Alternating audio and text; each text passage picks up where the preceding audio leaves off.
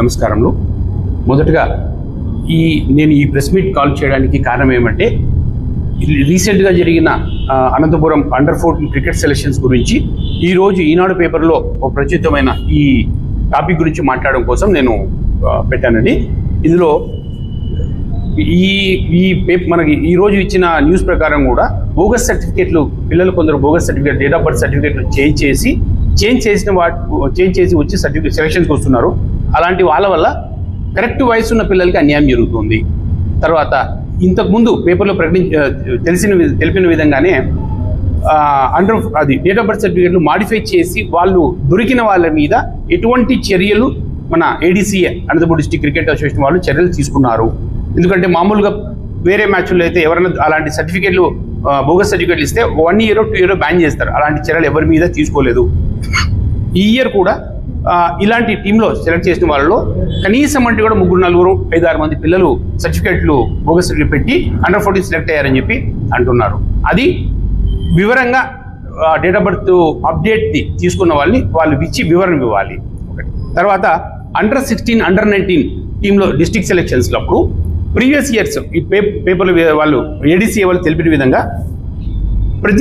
Previous ఇయర్లో అండర్-16 under-19 అండర్-23 ఆడిన district కానీ జోన్స్ కానీ స్టేట్ కానీ ఆడిన వాళ్ళకి నెక్స్ట్ ఇయర్లో సెలక్షన్స్ అప్పుడు వాళ్ళకి ప్రాబుల్స్ మ్యాచ్ వరకు అవకాశం ఇవ్వడం అన్నది సాంప్రదాయం.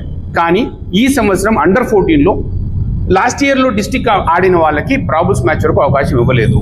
తర్వాత ఇంతకు ముందు ఇదే విధంగా జరిగితే నేను ADCA సెక్రటరీ గారిని తర్వాత ప్రెసిడెంట్ గారిని అడిగితే అప్పుడు ఆన్లైన్లో ఉండడం వల్ల మా అబ్బాయి కానీ లేకపోతే ఇంకా పిల్లలు కానీ ఎవరు ఎన్ని వికెట్లు తీశారని చూపించి నేను అడగలిగా. కానీ ఈ సంవత్సరం అలాగా ఆన్లైన్లో ఇవ్వలేదు. ఎందుకంటే ఏదో వాళ్ళ ఉద్దేశంతోనే ఆన్లైన్లో క్రికెట్లోని స్కోర్లన్నీ ఇవ్వలేదు. ఇది స్కోరు మనకు వికెట్లు ఉన్న టీంలో సెలెక్ట్ చేయాలనే ఉద్దేశంతో వెళ్ళి అడిగితే సార్ పొరపాటు జరిగింది అని చెప్పి లాస్ట్ ఇయర్ ఇచ్చారు. సెలెక్ట్ చేసిన అక్కడికి వెళ్ళిన తర్వాత మ్యాచ్లో ఆడడానికి అవకాశం ఇవ్వలేదు. ఇవ్వకుండా చివరి మ్యాచ్లో కానీ ఈరోజు పేపర్లో ADCA వాళ్ళు ఏమన్నారంటే వాళ్ళు అన్నది మా అబ్బాయి గురించే, నన్ను గురించి నేనే తప్పుడు ప్రచారం చేస్తున్నాను అన్నారు.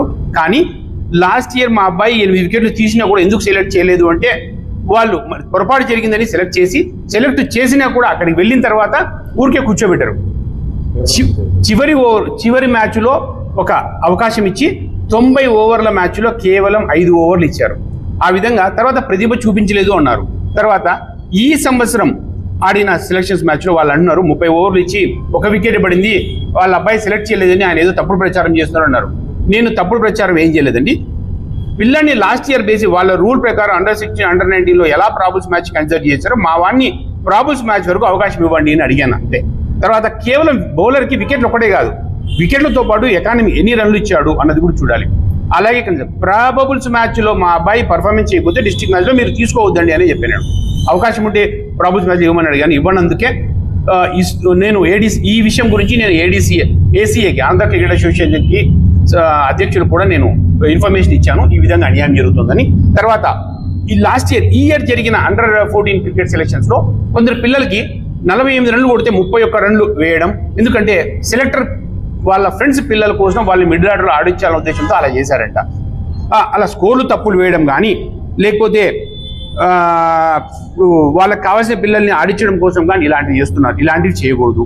కొందరు బాగా బ్యాట్స్మెన్ బాగా ఆడుతుంటే బౌలింగ్ బాగా వేస్తుంటే ఇప్పుడు ఎవరైనా తల్లిదండ్రులు వెళ్ళి వాళ్ళు గట్టిగా అడిగితే అరే వీడు బాగా బ్యాటింగ్ ఆడుతుంటే మంచి బౌలర్ చేత బౌలింగ్ వేయించి వీళ్ళు వికెట్ తీపించేయండి, అప్పుడు వాళ్ళ ఆయన వచ్చి ఏం మాట్లాడో చూద్దాం.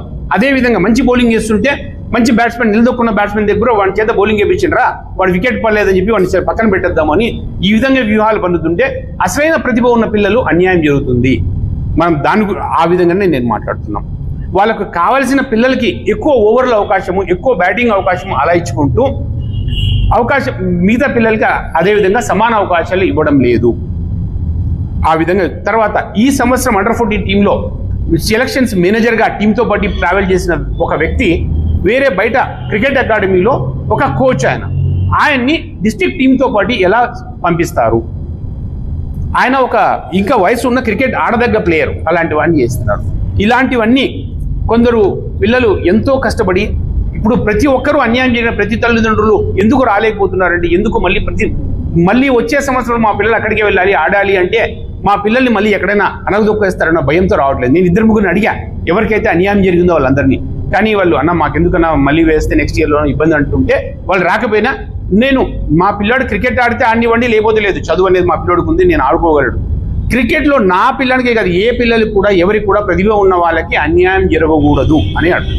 తర్వాత మాకు తెలిసిన ఒక అబ్బాయిది బాగా క్రికెట్ ఆడితే బాగా ఆడి 60 మామూలుగా వీళ్ళు ఏమంటారు 60 బాళ్ళు 70 బాళ్ళు ఆడిన తర్వాత వాళ్ళు పిలిపిస్తారు. అవుట్ అవ్వకుండా అయితే అయినా కూడా వాణ్ణి కూడా ప్రాబుల్స్ మ్యాచ్లో కూడా అవకాశం ఇవ్వలేదు. అది తప్పు జరిగిందని అని చెప్పి మళ్ళీ ప్రాబుల్స్. అదేవిధంగా 89 రన్లు కొట్టిన ఒక అబ్బాయిని మనీష్ సాయి అనే అబ్బాయిని కూడా ప్రాబుల్స్ మ్యాచ్లో ఇవ్వలేదు. ఏమంటే అండర్ 12లో నేను అవకాశం ఇస్తామన్నారు. కరెక్టే, ప్రాబుల్స్ మ్యాచ్ వరకు అవకాశం ఇవ్వద్దు. ఇప్పుడు అండర్ 14కి నువ్వు సెలక్షన్స్కి అవకాశం ఇచ్చినప్పుడు బాగా ఆడినప్పుడు అండర్ 12 అయితే ఏముంది అండర్ 14 నువ్వు అవకాశం ఇవ్వాలి, ఇవ్వలేదు. అలాంటి 2, 3, 4 వాళ్ళ తల్లిదండ్రులు వెళ్ళి గొడవ పెట్టుకుంటే మాట్లాడితే గట్టిగా అప్పుడు వాళ్ళకి అవకాశం ఇచ్చారు. ఇలాంటివన్నీ జరుగుతున్నాయి. ఇప్పుడు ప్రతి తల్లిదండ్రులు వెళ్ళి అక్కడ ఏడీసీఏలో సెక్రటరీ గారితో అధ్యక్షుడు గారితోనో మాట్లాడి ఇలా జరిగింది మాకు అన్యాయం అని చెప్తేనే మళ్ళీ మీరు కన్సల్ట్ చేస్తున్నారా? ఎంతమంది రాగలరు ఇక్కడికి వచ్చి మాట్లాడగలరు? ఎన్నో జిల్లాలో ఇప్పుడు అనంతపురం, హిందూపురం ఉమ్మడి జిల్లాలకు సంబంధించిన పిల్లలందరూ వస్తారు. అందరి తల్లిదండ్రులు వచ్చి ఇక్కడ మాట్లాడగలరా? అంత వ్యయ ప్రయాసాలు ధనం అన్నీ ఉంటాయి ఇందులో. కాబట్టి రాలేరన్న ఉద్దేశంతో నాకు తెలిసిన విధంగా ఇలాంటి ప్రతిభ గల పిల్లలకి అందరికీ న్యాయం చేయాలని కోరుకుంటున్నాను. అనంతపూర్ డిస్ట్రిక్ట్ క్రికెట్ అసోసియేషన్ మీద మనం మాట్లాడుతున్నాం.